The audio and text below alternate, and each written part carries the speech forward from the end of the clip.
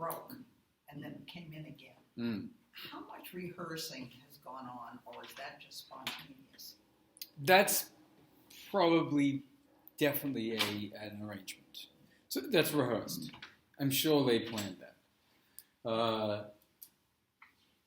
So I think one way that, okay, at this point the arrangements of the pieces are no doubt very well thought out. So they would have probably, not probably, but almost most definitely said, okay, I want Johnny Dodds, the clarinetist, I want you to solo first. So that's what happened. So each time they do this song, what probably happened, either Johnny Dodds always took that solo, or before they played that piece, Joe King Oliver would have said, Johnny Dodds, why didn't you take that solo? The same thing applies to the trumpet solo. I'm sure Joe King Oliver said, he would have said, I'm going to solo here. Because if you don't tell them, otherwise, if you don't tell them that you're going to solo, someone else might solo, for example. And we've got to remember that recording is expensive, and so they wouldn't want to be messing around in the studio. It's not the same. But as I said, most likely they would have played the song each night with the same arrangement. The difference is the notes that Joe King Oliver would use in his solo. That would have changed. But I also want to bring us back to another question you mentioned about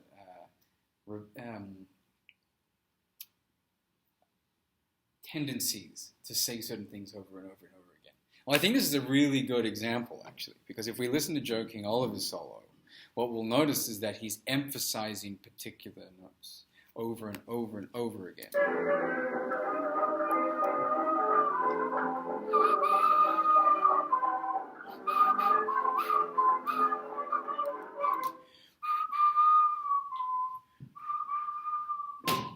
So, if he's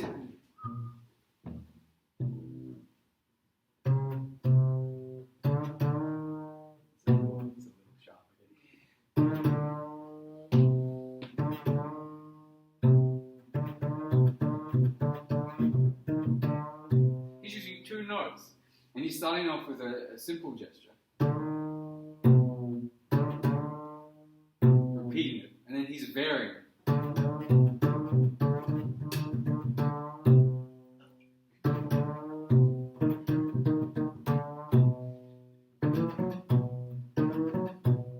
Varies it a little more, but it's still emphasizing this particular note. It's in between a B and a C, but for now we'll say it's a C. And so, because he's able to repeat phrases or come up with coherent phrases that people recognize, that's how it's becoming a coherent language.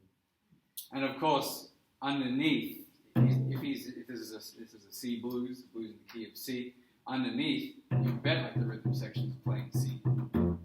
Otherwise, this doesn't sound good. So there's a connection between his note choice and what the rhythm section underneath playing.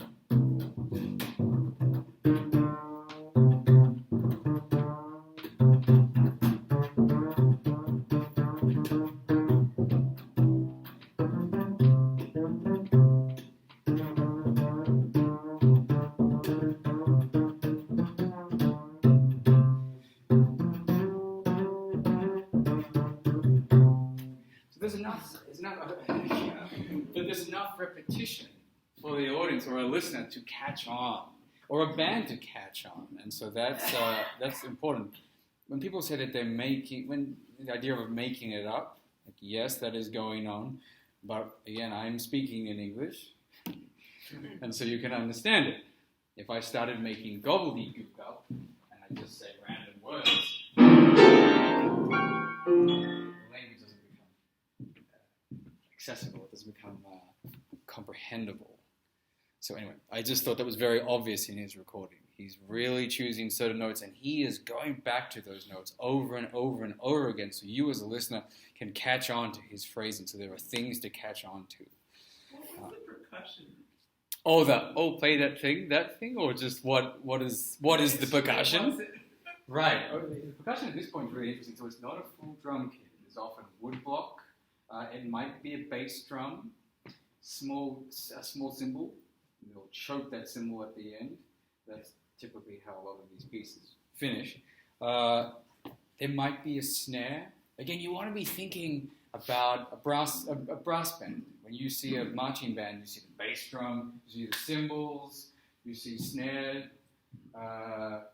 you see individual percussion instruments. And that's how drummers at this point are approaching that instrument. They're not thinking a complete drum set the way that we think about it. That's going to happen in the swing era.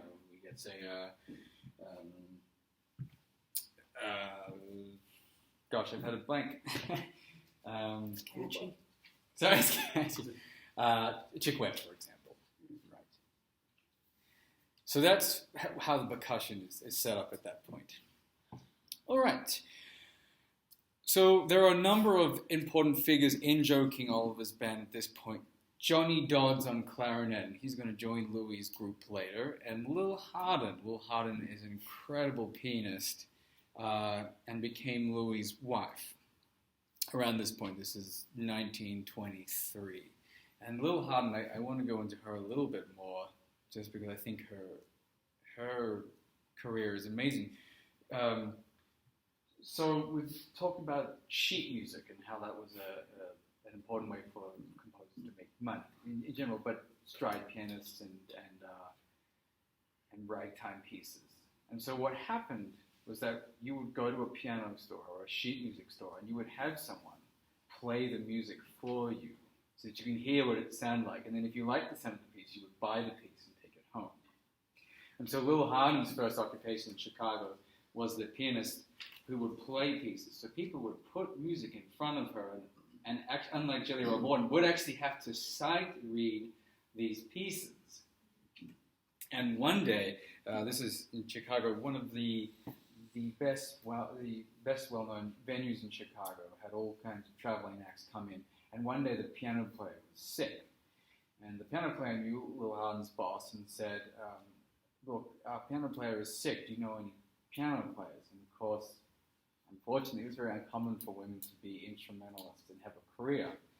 But Lil Hardin was recommended. The boss said, well, yeah, actually, our pianist is really good at sight reading. And in the store, so Lil Hardin goes to this gig, and she absolutely obliterates it. She sight reads everything. And she actually she did so well that she stole the piano player's gig. And so the band leader for this venue said, come be in this band. So she was in the best venue in Chicago at the time. Were there other female I know there were singers, but were there other female instrumentalists before her? No, I mean, I don't know. I can't remember. This is hopefully going to be my dissertation topic, actually. I really want to research into this because I don't think if there were successful performing instrumentalist women, they're definitely not recognized or noted in the history books. Well, you'd think that you would hope there. Yeah, right, of course, because singers are obviously very well documented and researched, but instrumentalists not so much. And I think Lil Hardin's a good example because she stole the best piano job in Chicago, but she hardly gets looked at. I haven't taken a single history class where you get to look at Lil Hardin's work, and she was the only member of Joking Oliver's band who could write music, so she notated all of Joking Oliver's arrangements down and sold them to make him money.